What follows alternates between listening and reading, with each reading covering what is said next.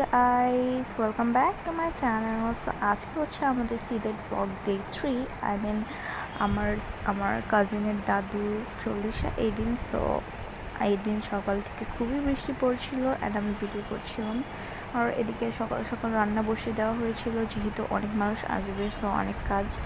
So আমার ওই দিন ছিল এসএসসি রেজাল্ট, সো আমি কোনো ভিডিও করতে পারিনি। অ্যান্ড আমার আব্বু যে কয়েকটা ভিডিও করে দিয়েছে এই কয়েকটা দিয়ে এডিট করা লাগছে এখন আমার, কারণ এসএসসি রেজাল্ট তোমরা তো বুঝতেই পারছো, খুব টেনশনের মধ্যে ছিলাম। খুব পিক নেওয়া হয়নি, আমি তোমাদেরকে পিক দেখিয়ে দিচ্ছি। এখানে ছিল সব রান্নাগুলো, আর তারপর এক এক করে সব গেস্ট আসছিল। তো এখানে আমাদের মাদ্রাসার হুজুররা আসছিল, স্টুডেন্টরা আসছিল, আরও বাকি গেস্টরাও এসেছিলো। সবার আস্তে আস্তে একটু লেট হচ্ছিলো, বাট সবার আগে আসছিলো ওরাই।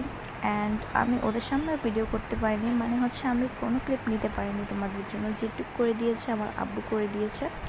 সো এখানে যে যার মতো বিজি ছিল, অ্যান্ড আমি ছিলাম রুমের মধ্যে, যেহেতু সব মহিলারা রুমের মধ্যে ছিল অ্যান্ড বাইরে সব ছেলেরা ছিল।